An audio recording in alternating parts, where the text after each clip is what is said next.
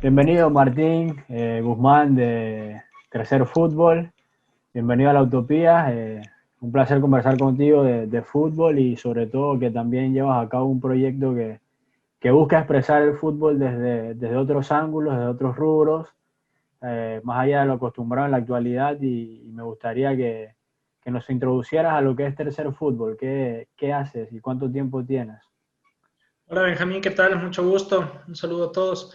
Tercer Fútbol es un proyecto que surge desde hace alrededor 4 años, justamente en enero va a cumplir 4 años este proyecto, que básicamente yo soy periodista, trabajé en alguno que otro medio de comunicación de acá, alguna radio, alguna página web, y me surgió en un momento la idea de plantear otro tipo de historias, otro tipo, digamos así, otro tipo de fútbol, un fútbol diferente, no tanto el convencional, incluso por eso es del Tercer Fútbol.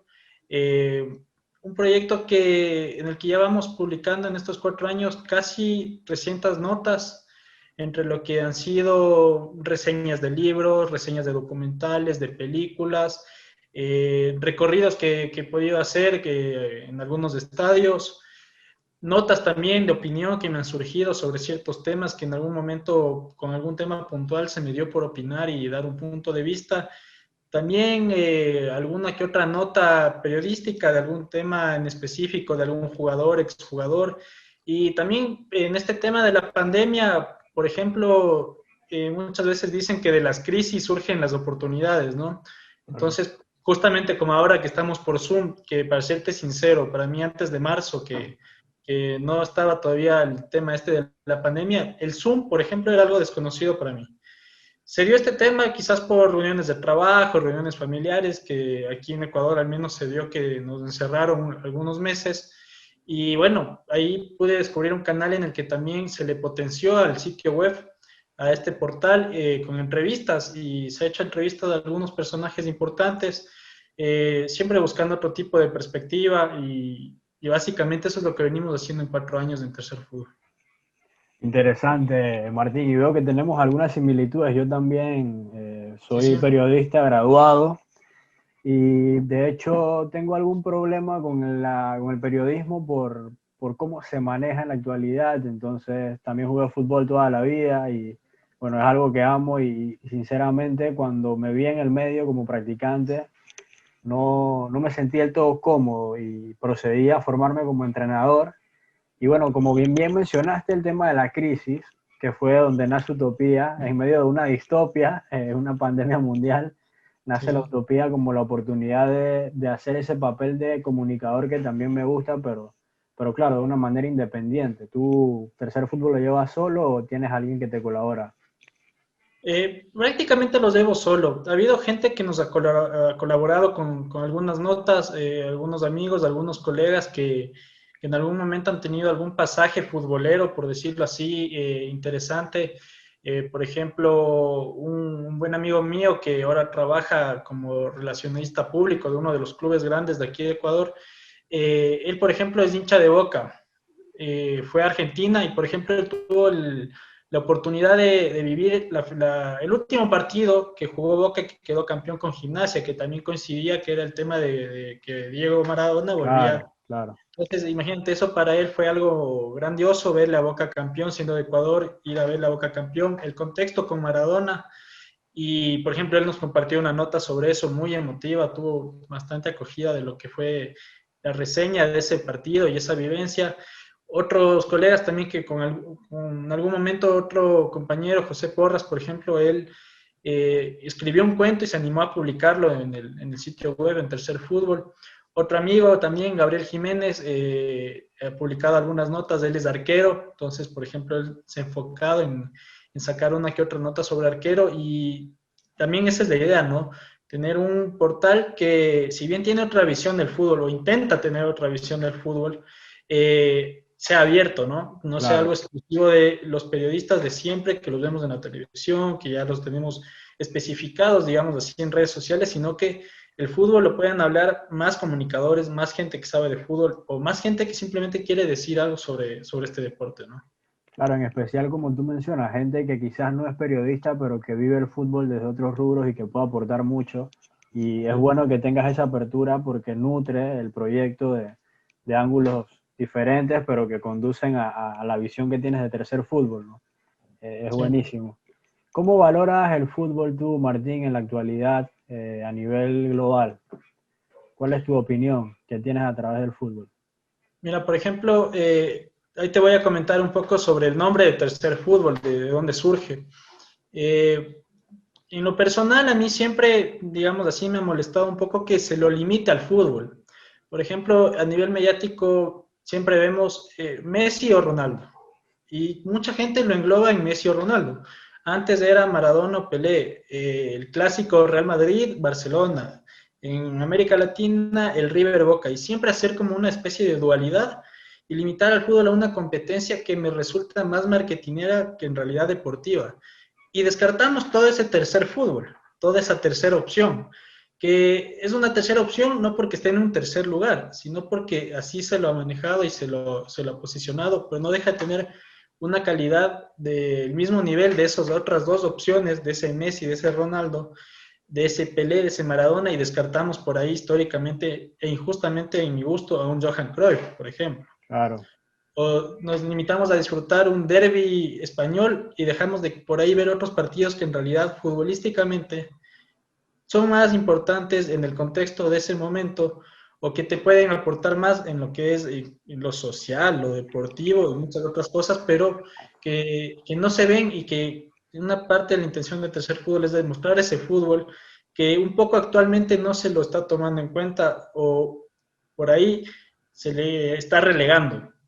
Entonces el fútbol actual le veo muy limitado a dos polos y descarta ciertas cosas. Entonces creo que en eso podemos aportar un poco desde Tercer Fútbol y descubrir otro tipo de fútbol que también creo que es el que necesita no ser descubierto porque está ahí, pero tenemos que regresarlo a ver. Tenemos que hablar de ese fútbol también. Y, por ejemplo, me agrada bastante que en la actualidad este tema de Messi y Ronaldo, que nos viene dominando hace 10, 15 Sí, años, sí, súper un poco ya fácil. se está acabando. Entonces, seguramente en el ámbito de marketing, de económico, van a buscar otra estrategia de posicionar una batalla similar. Claro. Pero me gusta porque ya dejamos ese debate y comenzamos a abrir otro. Entonces, eso me agrada de lo que está pasando en el fútbol actual y espero que sea un punto de inflexión en el que podamos abrir un poco más lo que es el fútbol, ¿no? Sí, es totalmente, como dice, siempre obviamente al llevar al fútbol al plano del negocio es normal que se den estas dicotomías, esa polarización para lo que es el tema del marketing. Pero como bien mencionas, el fútbol primigenio, el fútbol, el origen está en todos lados, en el espíritu amateur, incluso en formación, en ligas de segunda división, donde realmente el futbolista lleva esa pasión de lo que representa el fútbol a nivel cultural en cada parte del globo, ¿no? Por eso proyectos como este, hablar con ustedes es bueno porque es por ahí más o menos los valores de Utopía nacen con esa intención. El fútbol femenino, por ejemplo. Correcto, correcto. Hemos tenido también acá espacio para eso, para conocer a algunas de las chicas que en medio de un país donde sí es verdad que nos estamos desarrollando un poco, falta un montón, y ahora imagínate a nivel femenil que talento hay un montón, pero bueno, hemos tratado de darle un espacio también a ellas porque ellas también juegan, ¿no? Y de hecho creo que juegan un fútbol hasta más técnico, increíble. Sí, sí. Y bueno, el fútbol panameño también se está expandiendo con lo que llegó Panamá al Mundial. Por ejemplo, acá en Ecuador tenemos ahora un delantero que juega en Independiente Ah, del Valle, que es sí, te iba el a preguntar por él, por Gaby Torres. Gabriel Torres. Y es, si no estoy mal, es el segundo goleador del campeonato. Sí, sí, tiene 15 goles creo que vi. Sí.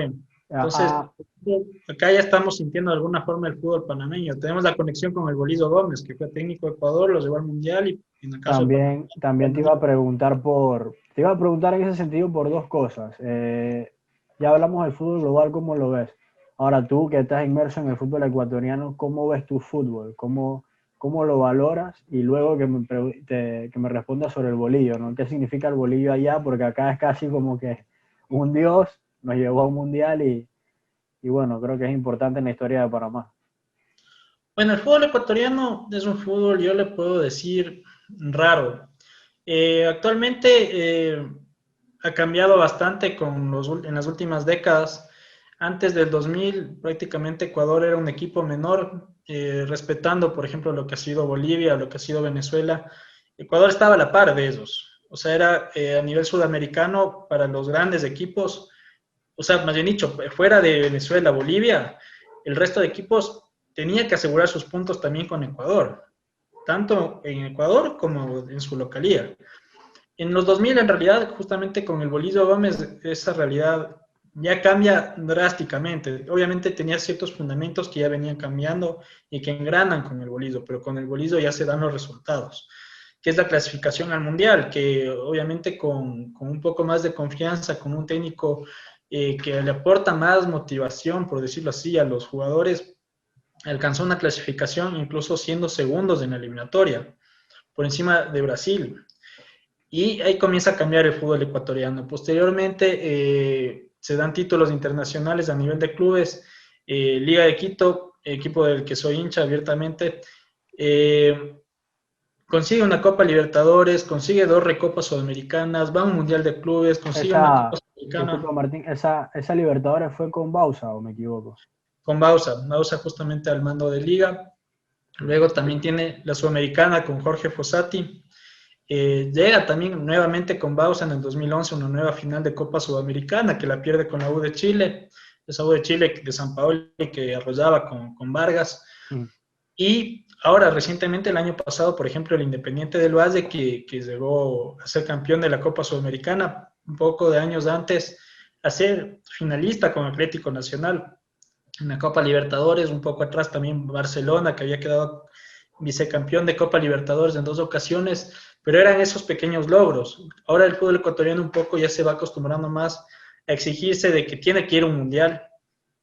O sea, en una selección ecuatoriana ya no podemos actualmente decirnos, bueno, vamos a la eliminatoria a intentar y hacer un buen papel. No, Ecuador tiene que clasificar al mundial y es una mentalidad establecida. Por ejemplo, en el caso de Liga de Quito, jugar una Libertadores, sabemos que es complicadísimo llegar a ser campeón de Libertadores, pero es el objetivo. Repetir el título ya es algo que un poco se establece en lo que es el ámbito del contexto liga, por decir así. En Independiente del Valle, igualmente, el contexto ecuatoriano espera ya resultados similares o cerca de lo que ha sido ser finalista de una Copa Libertadores, ganar una Sudamericana.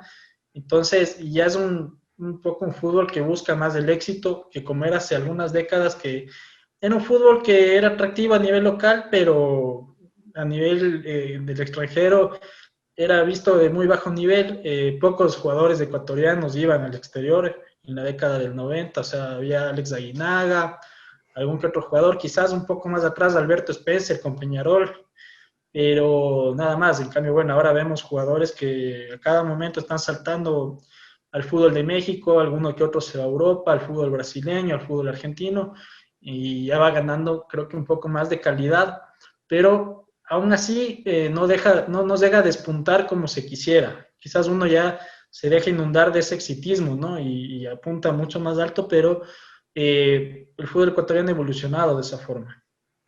Sí, leía en una de tus notas, creo que era en la de Luis Gustavo Soler, si no me equivoco, que ha trabajado por varios años dentro del fútbol ecuatoriano, que él decía que faltaba desde su perspectiva algo de profesionalismo para los jugadores.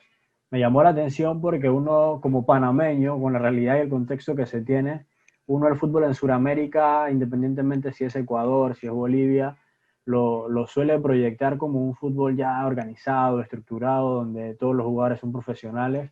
Y él mencionaba que no. ¿Cómo es tu sentir con respecto a eso que él habló contigo? Sí, bueno, el profesor Gustavo Soler actualmente es manager de Aucas, que es un equipo popular de aquí de la ciudad de Quito. Dirigió algunos clubes, sobre todo Deportivo Cuenca. Cuenca es la tercera ciudad, digamos, en importancia que tiene Ecuador, luego de Quito y Guayaquil. Dirigió a Barcelona, por ejemplo, que es el club más popular que tiene Ecuador, por largo, o sea, tiene una gran cantidad de hinchas, y en eso el profesor Soler se ha desempeñado y conoce bastante el fútbol ecuatoriano. Entonces, claro, él nos decía que, por ejemplo, cuando él llegó, había jugadores que eran poco profesionales, que se dedicaban a entrenar y se iban, por ejemplo, a otras ciudades a pasar la noche, madrugaban y volvían a la ciudad en la que está el equipo. Entonces tenían un pésimo descanso, obviamente una mala alimentación, se exponían todos los días de estar en carretera. Claro. Entonces, ese profesionalismo le faltaba al futbolista ecuatoriano y de a poco se ha ido ganando, de a poco se ha ido consolidando también porque los clubes han invertido, el fútbol ecuatoriano ha invertido, vemos técnicos ya de jerarquía, o sea, por ejemplo, que Liga haya conseguido una Copa Libertadores es porque en parte contrató al Patón Bausa. Ya ves, jugadores de mayor jerarquía, por ejemplo, en algún momento en las décadas en el inicio del 2000, veías a jugadores de selecciones de otros países jugando en el campeonato ecuatoriano. O sea, Barcelona tenía algún seleccionado paraguayo, Liga tenía algún seleccionado peruano, en Deportivo Quito, por ejemplo, tenías a Fabián Carini, jugadores de alto nivel y de alto renombre que le aportaron calidad al fútbol ecuatoriano. Entonces eso también le aporta un profesionalismo y le aporta una evolución. Claro. Se mejoraron los sueldos también, obviamente. Hasta antes del 2000 el futbolista era obviamente aclamado por lo que el fútbol es un espectáculo, pero en lo económico no. O sea, el futbolista no era visto como alguien que subsistía, Claro. no que sea millonario. Ahora, bueno, si bien pienso que el fútbol en general está desproporcionado en cuanto a lo que en realidad cuesta el fútbol, ahora ya se lo ve, entonces eso al futbolista también le aporta a comportarse un poco mejor al nivel profesional. Aún así falta bastante, los escándalos de futbolistas no deja de haber. Ahora mismo hay clubes que también se les va de las manos esa situación de inversión porque hay inversiones que no resultan bien y luego te cuestan. Pero hay ciertos aspectos que han aportado. O sea, por ejemplo, llegar a un mundial. Eso al futbolista ya le muestra otro panorama, otro horizonte. Entonces, esos ya saben cómo se comportan los jugadores de otras selecciones en un ámbito de élite. Entonces, eso ya va siendo una retroalimentación en los años, que en el fútbol ecuatoriano un poco se ha ido consolidando, falta yo creo bastante, pero sí ha cambiado. O sea, yo de niño, por ejemplo, en los 90, veía otro tipo de fútbol, veía estadios mucho más descuidados, era normal jugar en una cancha enlodada. Ahora, si bien todavía existen estadios aquí que están en esas condiciones, ya al menos en los grandes estadios ya no es así. Entonces, de a poco el fútbol sí se ha ido consolidando en Ecuador en un nivel profesional, se lo ven los resultados, pero sí, todavía falta bastante que hacer. El profe Soler lo explicaba claramente, él lleva 10 años en el fútbol ecuatoriano y claro, él describía cómo en 10 años ha cambiado. Claro. O sea, por ejemplo, los equipos ecuatorianos en torneos continentales ya son protagonistas, o sea, son animadores. Antes no, antes igual, como te decía en la selección de Ecuador, era el rival a asegurar los puntos y el gol diferencia. De igual manera pasaba con los clubes ecuatorianos Claro. en Libertadores. Ahora ya no, ahora ya el Independiente del Valle se eliminó recién en octavos de final, Delfín igual, 3 equipos ecuatorianos en octavos de final de una Libertadores, entonces ya gana fuerza el fútbol ecuatoriano, pero aún así yo creo que le falta porque quizás a nivel público vemos las grandes cosas, pero no la generalidad, ¿no? Claro, el día a día, lo interno, la verdadera realidad, como mencionas. ¿Y cuál es el secreto o la clave, Martín, del presente de la selección de Ecuador en las eliminatorias? 3 de 4 partidos ganados y partidos que no son nada fáciles. Uruguay, Colombia, bueno, con Argentina se perdió, pero creo que lo complicó bastante por buen número de tiempo. Entonces, ¿cuál crees que es tú la clave? No creo que tiene que ver con lo que viene haciendo el profe Celicó en categorías menores, o me equivoco. Sí, justamente esta semana, por ejemplo, en Tercer Fútbol publicamos una entrevista a Cristian Gómez, que es Sí, la vi, la vi. el asistente técnico del profe Célico de la Sub-20. Ahora ya se viene en febrero el sudamericano nuevamente. La meta, nos comentaba el profesor Gómez, es repetir el campeonato sudamericano Sub-20 que Ecuador lo ganó. Te da muestra justo con lo que hablábamos un poco antes de cómo Ecuador ya va un poco más arriba en sus Claro. objetivos, ¿no?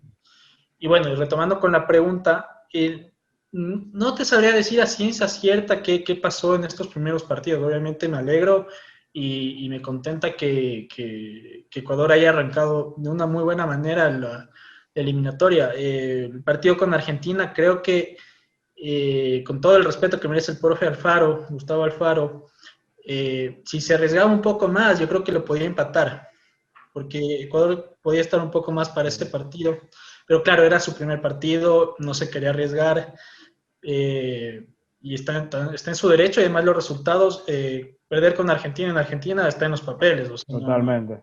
no es algo que uno calcula. Pero el profe Alfaro decidió traer un grupo nuevo, bastantes jugadores jóvenes y una motivación especial que les ha sabido inyectar este nuevo grupo de jugadores. Eso también ha pasado en el fútbol ecuatoriano, que con los éxitos que se han logrado hace años atrás, un poco a esas figuras, esos jugadores que lograron éxitos, se les ha puesto una especie, digamos, de pedestal y no se los ha querido ir renovando. Entonces, claro, esos ya entran en una posición en la que tienen un privilegio, tienen un dominio en el grupo y no lo dejan renovarse, no lo dejan ir más adelante y dejar que haya un proceso normal en el fútbol, que es que los jugadores vayan surgiendo y vayan renovándose.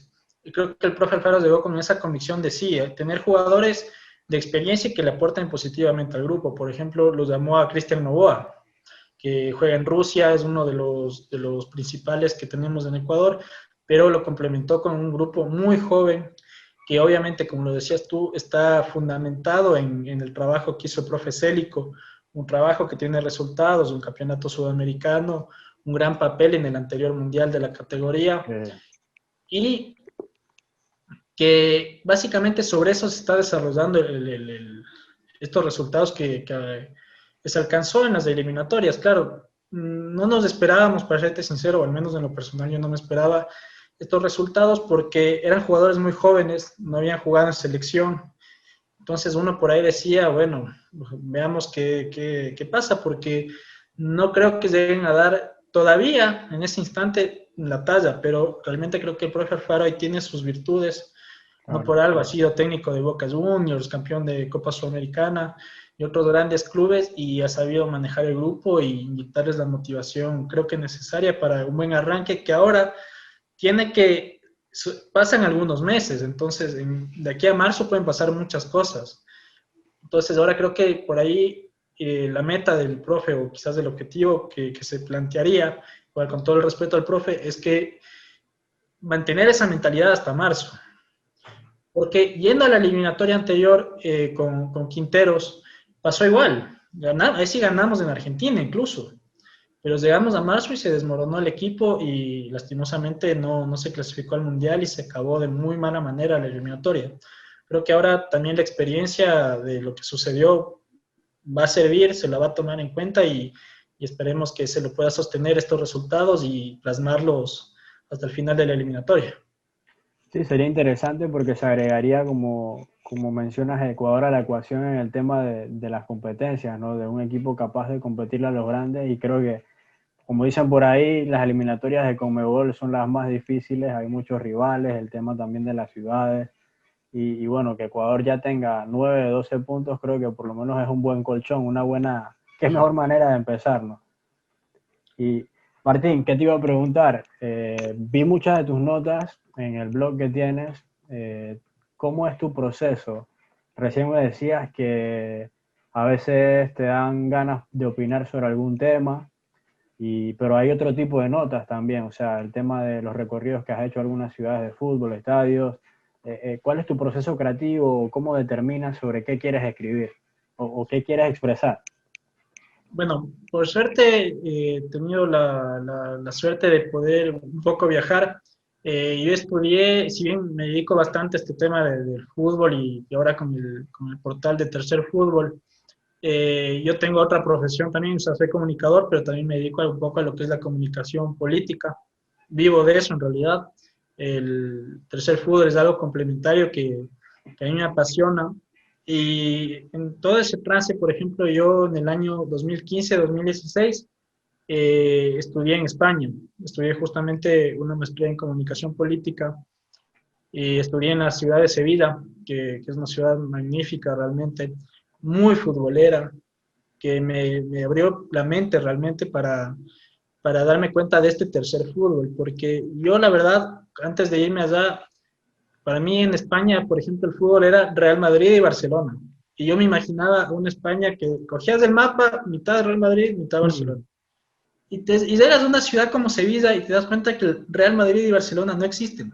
O sea, existen y están, pero claro, a nivel de gente no está. Ahí existe el Sevilla y el Betis. el Y Betis. por ahí el Betis es más popular, siendo un equipo que ha tenido menos logros. Entonces, ahí, por ejemplo, si estás en Sevilla, la misma gente te dice, o sea, no puedes estar aquí y no ir a conocer el Benito Villamarín, no ir a conocer el Sánchez Pizjuán.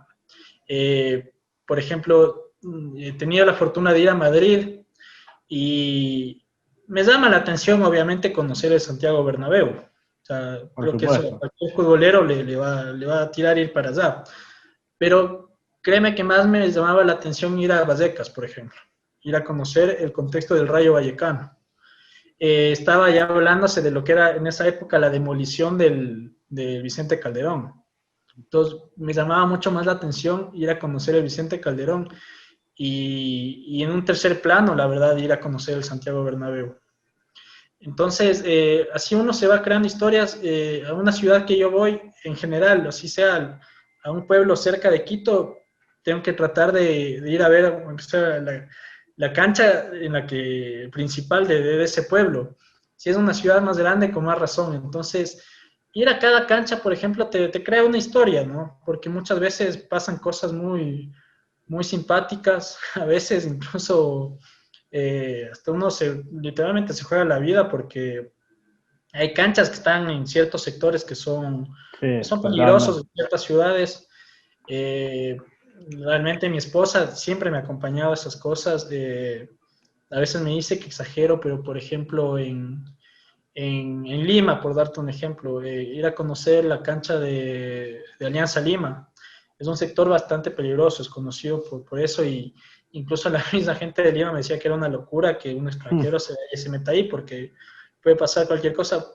Pero fui al estadio de Alianza eh, y así en distintas ciudades que he tenido la oportunidad de conocer, de ir.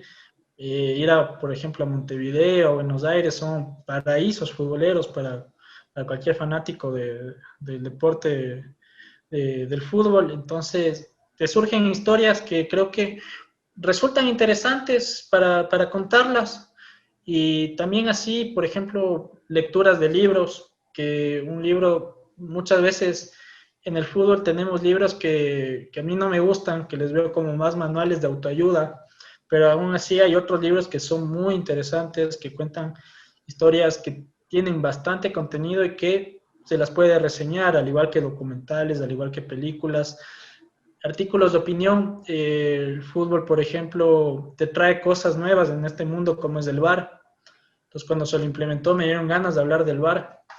Eh, Recientemente se dio este acto de racismo en la Champions League, previamente también en la Liga Portuguesa. Creo que es un tema del que hay que hablar, que es necesario crear al menos un debate, o al menos lanzar una voz y, bueno, Tercer Fútbol que sirva de un canal para hablar sobre esos temas y no taparlos. Entonces creo que eso es lo que ha buscado Tercer Fútbol, tener una dinámica de otro tipo de temas, de cosas que se pueden contar, que muchas veces no se las cuentan, y sobre todo exponer las vivencias que ha tenido uno, compartirlas y que también motiven a que se considere este otro fútbol, ¿no? Este otro tercer fútbol. Sí, resultan muy interesantes, enriquecedoras, sobre todo porque de repente, como yo, hay personas que no hemos conocido otros lugares. Sí he viajado, he jugado en otros países, conozco otros estadios, tengo historias, pero no he hecho un recorrido como tal a ciudades así tan futboleras como las que has tenido la oportunidad, que me imagino que, lógicamente, ¿no? Cómo no querer plasmar algo de lo que tuviste, esa vivencia en esos lugares. Y resulta muy interesante y a la vez agradecerte, ¿no? Por ponerlas a la disposición en Tercer Fútbol. Yéndonos por ahí en el contenido que realizas, ahora vámonos a la parte de las charlas. Matías Navarro, Sebastián Cojan, Cristian Camello Gómez, las que estuve viendo más o menos, o sea, todos personajes de cierta relevancia que aportan muchísimo y nutren mucho el concepto de tercer fútbol. ¿Cómo los seleccionas? ¿Son oportunidades o los buscas específicamente porque sientes que ellos pueden aportarte algo que estás buscando? Bueno, es un proceso un poco extraño. Yo creo que depende de la personalidad que tenga cada jugador o cada personaje. Obviamente Tercer Fútbol es un sitio que está en crecimiento. Te mentiría diciéndote que yo soy por ahí un periodista famoso aquí. No, no, Claro, no lo soy. O sea, tengo espacios en algún momento en alguna radio, he trabajado. Eh, Siempre voy al estadio. Bueno, ahora ya no. O sea, estoy en un ámbito futbolero, pero no soy una figura pública. Entonces, también si no eres una figura pública, para los sí, personajes te alrededor del comprendo. deporte les cuesta un poco vincularse. Pero aún así hay personas que son bastante accesibles y es gracioso porque a veces por decirte, ahora con las redes sociales es más fácil contactarlos, ¿no? Antes si no tenías Total. su número o alguien que lo conozca, imposible. Pues le escribes al Instagram, le escribes al Twitter y muchos te responden, otros te dejan en visto. Mm. Le escribes a un jugador de la Serie B, por ejemplo, te deja en visto. Y por ejemplo, le escribes al profesor Javier Ascargorta y te responde en los 5 minutos, te da su WhatsApp y está coordinada la entrevista directamente. Por darte un ejemplo. Entonces, cuando piensas tú más bien que por ahí el profesor Ascargorta, un personaje Claro, claro. de alta relevancia, ni siquiera me va a leer.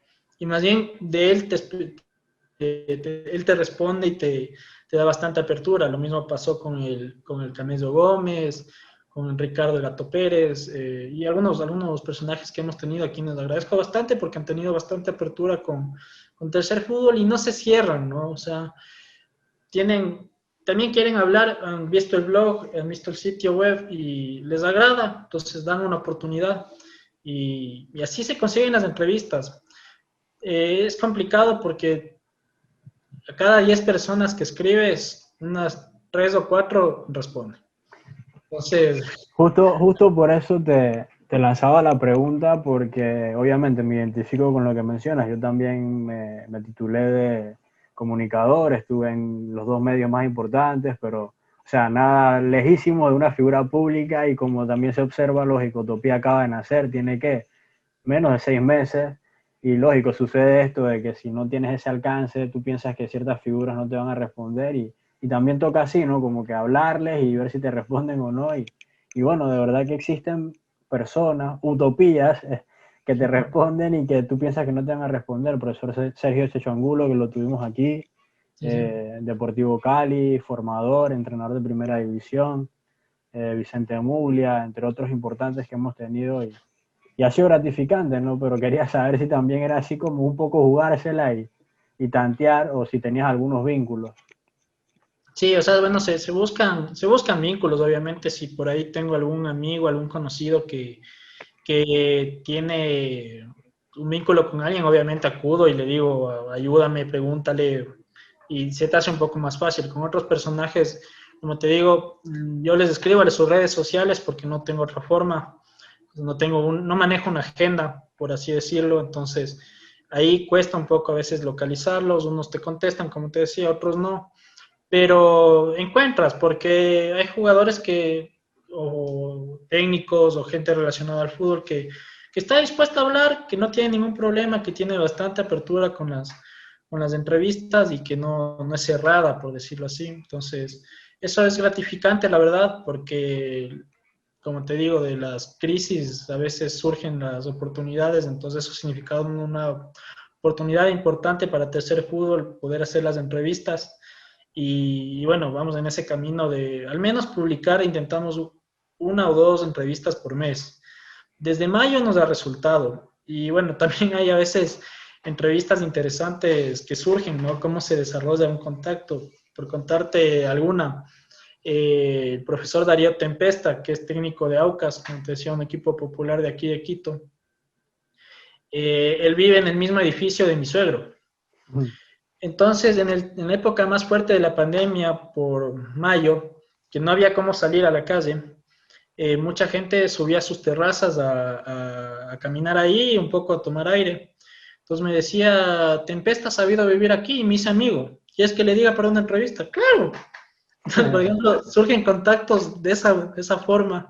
Y claro, el profe Tempesta accedió y me dio la entrevista y fue muy, muy, muy, muy gratificante la actitud que tuvo.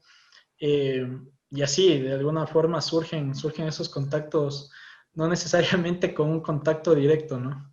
No, y es buenísimo porque ya en poco tiempo que tienes la dinámica por la crisis, has conseguido, bueno, por lo menos a título personal, algunos personajes que leyéndolas, por lo menos Matías Navarro, yo sí lo seguía en redes, pero, o sea, no conocía más a fondo de él y leyendo esa entrevista pude conocer más a fondo su historia, a lo que se dedica, encontré similitudes también, él le pasó algo parecido a mí, obviamente guardándolo a las proporciones en el tema de que fue periodista, se hizo periodista y se sintió incómodo y eso lo llevó a anclarse más todavía al juego, en otra faceta, como me ha ido pasando a mí, ¿no? Y lo de Sebastián Cojan, que bueno, que fue una charla que me dio en el punto débil porque tengo una predilección por Panzeri y, Claro. y él habló y obviamente se enfocó en eso porque fue el que produjo, perdón, el cortometraje o largometraje, ¿no? Fue largometraje.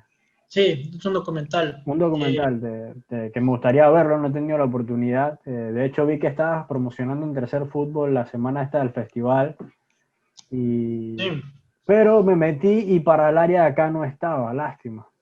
estaba para todo Sudamérica, si Sí, mal no sí, recuerdo. estaba Por solo para ejemplo, ese es Sudamérica. otro objetivo de Tercer Fútbol. Hay espacios como festivales de cine, espacios culturales, sociales que desarrolla el fútbol, que van más allá del partido en sí, ¿no? De ver 11 Claro, juegos contra 11 en la televisión, en un estadio. Tienes eventos como festivales de cine y muchas otras cosas que también creo que necesitan una voz, que necesitan exponerse. Y, por ejemplo, en eso se hizo una buena relación con Renzo Tamariz, que es el director del Festival Minuto 90 en Lima. Se dio la oportunidad de que justamente por la pandemia se abra para toda Sudamérica en vía online. Lo vi, me inscribí, decidí llamarlo, escribirlo, lo pude contactar, él muy cordialmente accedió a la entrevista y claro, ahí nos detalló algunas cosas. Previamente yo había tenido la oportunidad de hacer la entrevista con Sebastián Cohen, justamente coincidiendo contigo por una afinidad con el tema Panseri. Entonces, claro, esa charla para mí fue muy, muy nutritiva porque hablé con una persona que se ha recopilado un libro sobre claro. Panseri, un libro que realmente es una joya, no sé si has leído lo de Dinámica de lo Impensado. No, justo lo ordené ayer, me llega como en 2 semanas. Es un libro que a mí me parece genial, la verdad, es una, por decirlo así, una Biblia del fútbol. O como lo decía Sebastián, algo que si no estás de acuerdo con ese tipo de fútbol, al menos debes saber que hay esa opinión, que hay ese otro Claro. criterio que por ahí lo inclinaba a Panzer. Entonces también, gracias a él pude ver el documental, que también es un documental muy bueno, que justamente ganó el premio a Mejor Documental en el Festival Minuto 90, que como le decíamos se desarrolló en Lima, a nivel sudamericano vía online. Y así se dan oportunidades. Entonces, por ejemplo, eso me gusta a mí, que la gente sepa de Panseri. Tú por ahí en los canales de televisión oficiales principales de tu país o de mi país, no vas a escuchar hablar de Panseri. No, no. En las cadenas grandes de cable que te transmiten Copa Libertadores, la Champions League, yo al menos nunca he escuchado que hablen de alguien como Panseri o algo que se le parezca. Justo de eso hizo hincapié Cohan al hacer el largometraje, ¿no? Como que de traer una figura que cómo podría ser olvidada de la manera en la que fue. Y creo que también coincidimos que es porque incomoda a un personaje que cuestionó tanto al poder y que lo Sí. quiso observar desde el ángulo que muy pocas personas quieren hacerlo. Entonces creo que tiene que ver con eso. Es buenísimo. Sí, el trabajo de Sebastián, tanto en el libro que lo recopiló como en el documental, es muy bueno. Yo te recomendaría hablar con él. Él es muy accesible, es muy interesante. Más allá de Panseri, hablar de fútbol con él es bastante interesante. Tiene algunas historias muy, muy, muy entretenidas y tiene una visión que hay cosas que uno por ahí las pensaba, pero no las tenía estructuradas y conversando con él, finalmente ya le das una línea, ya le estructuras y dices, claro, conectas puntos y te ayuda a clarificar ciertos conceptos que por ahí uno solo tenía ideas, pero no los tenía armados. Claro, y me gustaría bastante porque aparte de esto, ¿no? De todo lo que te pueda aportar al tema futbolístico o esa recopilación que hizo de Panseri, es sociólogo, entonces esa es una rama que también me llama muchísimo la atención, que de hecho he pensado muchas veces en inscribirme en la universidad, pero bueno, hay que organizarse, pero es algo que también obviamente tiene una perspectiva obviamente muchísimo más amplia de todo lo que es el espectro fútbol desde la parte sociológica. Sí. Bueno, Tercer Fútbol también busca eso. Tenemos, como te decía, alrededor de 300 artículos. Hay algunos que en cierto punto tratan también el tema sociológico, el impacto social, el dinamismo social que tiene el fútbol, que va más allá de un partido, ¿no? O sea, ya un nivel de hinchadas, de Ahí vida de jugadores. leí el que hiciste de grada vacía, y que creo que tiene mucho de ese componente sociológico, porque era como un tema de hacer esa comparación o ese símil de lo que era el fútbol antes con lo que es ahora por el tema de la crisis. Entonces, hay un componente sociológico detrás interesante en esa nota. Sí, por ejemplo, tenemos otra nota que se la escribí ya hace unos 3 años. Acá en Ecuador hay un reconocido urbanista que se llama Fernando Carrión, es un académico muy reconocido aquí que también habla de fútbol. Entonces él tiene un libro que se llama Luchas Urbanas, que es una recopilación académica en la que participan algunos integrantes, dirigida por él, si mal no me equivoco. Entonces, por ejemplo, tiene aspectos que yo nunca había caído en cuenta, ¿no? Que nunca los había pensado, y partiendo de ahí, como que me enteré, que es, por ejemplo, el desarrollo urbano alrededor de los estadios.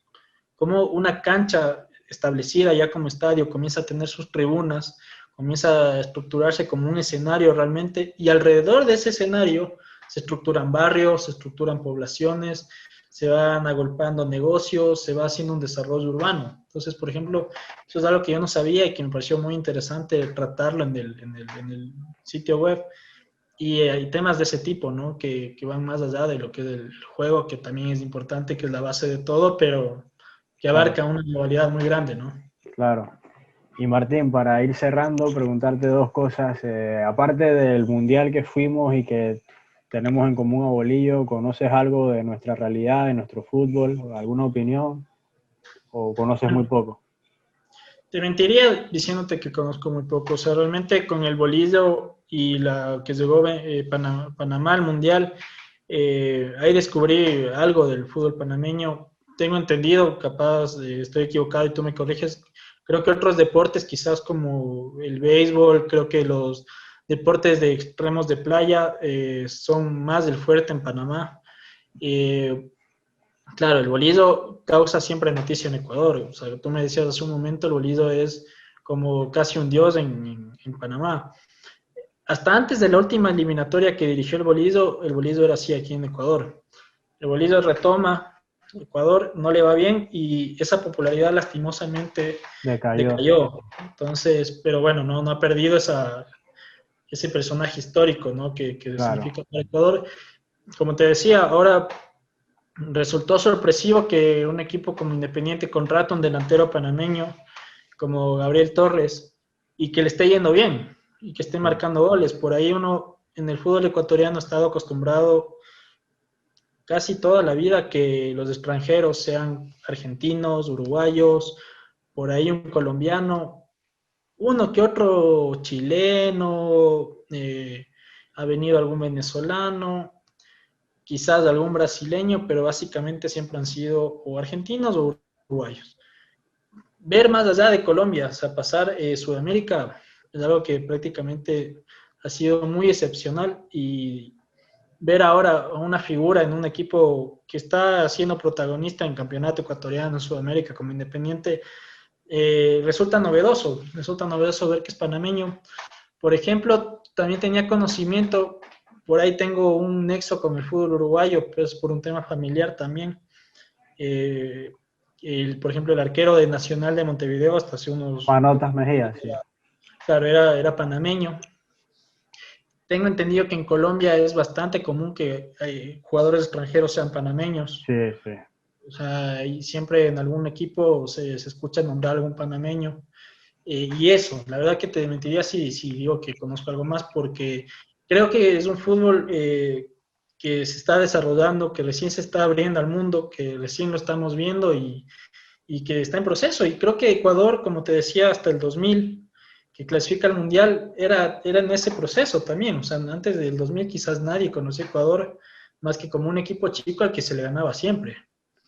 Entonces, va agarrando fama según van dándose los resultados y los procesos. Sí, así totalmente creo que es el tema del mundial que nos abre a otros mercados, incluyendo a ese, el de Ecuador, porque sí es cierto que el jugador panameño era o Colombia o Costa Rica o por ahí aquí en la región, algún club de Guatemala, Salvador, y uno que otro en los 90, los mejores que tuvimos salieron a México, bueno, el caso de Rommel, Daly, que sí alcanzaron a España, pero eran uno en 100, una proporción así que pero ahora con el Mundial sí hay un éxodo de futbolistas a diferentes mercados, de Europa, del Este, Mediterráneo, a Sudamérica. Entonces, obviamente, eso es lo importante de cosechar triunfos como ir a un Mundial, ¿no? Pero igual, internamente, la realidad, hay muchísimo que desarrollar, la liga le falta potenciarse muchísimo, pero bueno, tenemos lo más importante que es el recurso humano, nos falta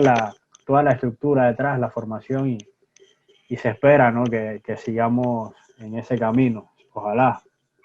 Claro, sostenerse y seguir apuntando en el proceso, ¿no? Que el proceso no decaiga.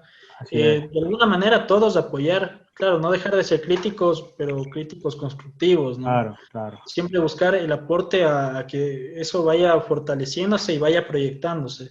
Y creo que Panamá dio un paso muy importante con el Mundial, como te digo, incluso en Ecuador ya vemos jugadores panameños, pero ha pasado casos que se da esto y decae. Por ejemplo, hablábamos con el Turbo González, por ejemplo, que también accedió a una entrevista, este volante venezolano que fue internacional, que en algún momento, quizás recordarás, Venezuela estuvo cerca de ir a un mundial, Sí, dio mucha sorpresa en las eliminatorias, al final se quedó, pero claro, todo el mundo todos apuntábamos a que en la siguiente eliminatoria por ahí Venezuela ya clasificaba, pero no, decayó. me cayó, sí. Él decía, se dejó caer un proceso, o sea, nosotros no estábamos, se refería a su grupo, para ir a este mundial, pero lo ideal era que el siguiente grupo en el que podía estar él o podían estar otros jugadores ya logre ir a un mundial, pero se cayó y otra vez Venezuela ha vuelto a ser un equipo al que con todo respeto se le gana fácil y Claro. que hay que asegurar el gol diferencia más que los 3 puntos. Entonces, en Panamá yo creo que tiene que todo el fútbol en general, todo el contexto que abarca el fútbol, apoyar y ser constructivos a que eso se sostenga y se fortalezca y se proyecta a futuro. Así es, y la palabra clave, sobre todo en las naciones de fútbol emergente como la nuestra, Panamá o Ecuador, el tema de la palabra proceso es vital. O sea, no puedes no respetar los procesos sabiendo cuál es tu realidad. Y Sí. bueno, Martín, para finalizar, es como un cierre que siempre me gusta hacer con los que pasan por acá porque define mucho lo que es el tema de utopía, de la visión que tenemos del fútbol, que creemos que el fútbol y la vida está entrelazado y que pasa por ahí, ¿no? Contar todos los aspectos que involucran al fútbol, no solamente lo mediático, sino espacios culturales, etcétera y que la persona, sobre todo, está antes del futbolista o del entrenador o del periodista, etcétera, o lo que sea, el jugador amateur. Y me gustaría preguntarte con qué valores del fútbol te identificas o sientes que pones en práctica en tu vida diaria. Bueno, justamente el otro día hablaba con un compañero de trabajo y como te decía, yo no me dedico en el trabajo en sí a lo que es del fútbol. Y me decían que, me analizaban un poco y me decían que yo todo explico con fútbol, que yo me hago entender mediante el fútbol. Y claro, yo pensaba, decía, es verdad, porque estoy tan envuelto, o sea, estoy siempre viendo fútbol. Por ejemplo, ahora estamos en una entrevista y está la Copa Libertadores de fondo en la tele. Igual acá. Mi esposa, por ejemplo, dice que la casa, o sea, nuestro departamento tiene un sonido natural, que es el gol. Siempre está sonando. A ella no le gusta el fútbol, pero dice ya, la casa tiene ese sonido natural y a cada rato suena gol, gol. Siempre estoy viendo partidos. Entonces, eso me lleva realmente a que en ciertas cosas, como te decía, que en el trabajo, al momento de explicar un tema, recurra al fútbol. Me parece que es un ámbito que muy amplio. Quizás alguien lo tome a mal, pero quizás como una religión, que una religión también te plantea ciertos parámetros sociales. Creo que el fútbol de alguna manera también te plantea ciertos parámetros sociales. Tiene sus cosas buenas, sus cosas malas, que también son buenas porque uno las toma para asimilar lo que no se debe hacer o lo que hay que corregir. Entonces tú ves que hay corrupción en el fútbol, entonces eso te enseña que no hay que ser corrupto. Es algo sencillo, pero que se lo debe poner en práctica. El respeto, por ejemplo, la UEFA en sus campeonatos, en las vallas al borde de la cancha, pone respeto. No sé si la UEFA cumpla con ese valor, pero creo que uno al jugar en una cancha sí te infunde el respeto y te infunde en la vida diaria. O sea, de alguna manera, no sé si la UEFA sea, por decirlo, tomar como ejemplo, el mejor referente del respeto, pero bueno, el mensaje no está mal. O sea, el mensaje, sí, hay que tener respeto.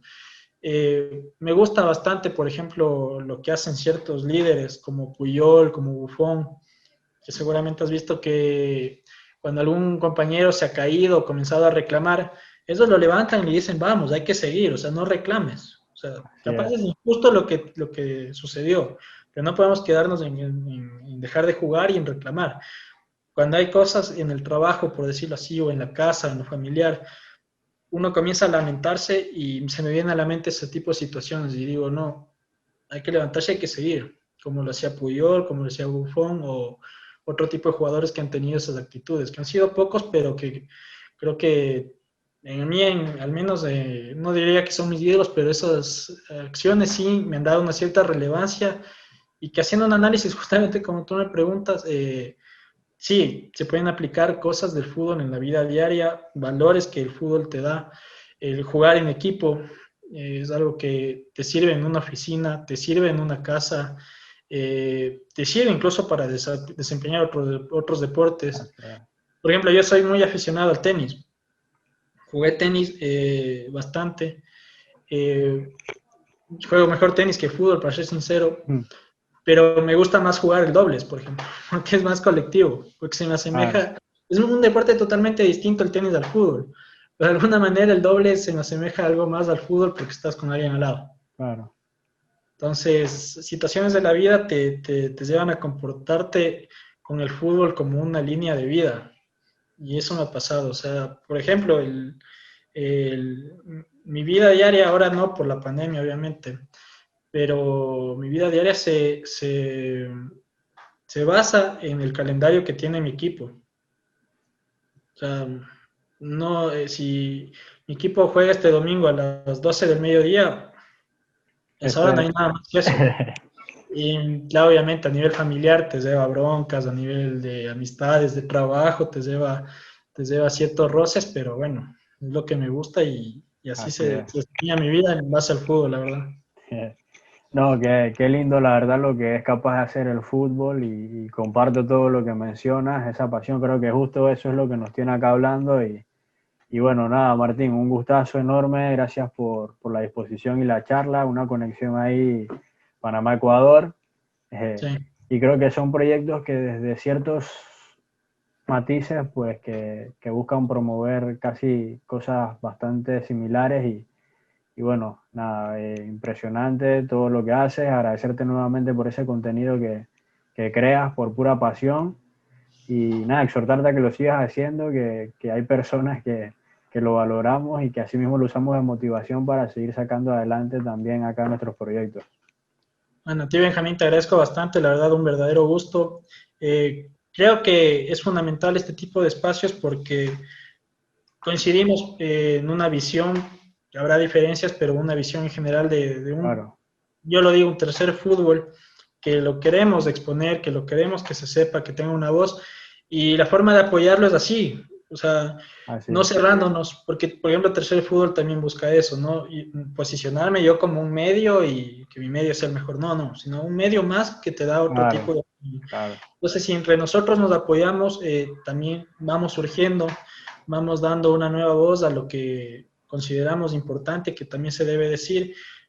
De Utopía Fútbol también lo he revisado bastante, me gusta muchísimo, por ejemplo, las frases utópicas que tienen que ver con la literatura, entonces también te muestran otro ámbito, entonces, aunque parezca poco, darnos un retweet entre páginas amigas es importante porque no es que yo le doy fama a Utopía Fútbol, tú le das fama a Tercer Fútbol, no se trata de eso, sino se trata de dar una voz, dar un contenido distinto, Claro, no mejor ni peor al convencional, sino una opción más, algo que también se considere y claro, que cumpla al aficionado futbolero y a las personas en general, porque el fútbol no está dirigido solo al futbolero, solo al hincha, al que va al estadio, que está así viendo es, una Champions, una Libertadores, sino a la sociedad en general, porque el fútbol es transversal a la ciudadanía, a la sociedad y a la cultura. así es. Tal cual, Martín, como tú lo mencionas, así que nada, que pases buenas noches, que pueda, bueno, ya faltan 4 minutos para que termine River ganó como de costumbre, pero Sí, bueno, ya vendrán más partidos, así que nada, muchas gracias, Martín, y ahí estamos en contacto y a disposición acá por cualquier cosa o cualquier conexión que necesites, algún contacto, lo que sea, acá estamos. a ti, Benjamín, te agradezco bastante, un verdadero gusto y siempre a disposición.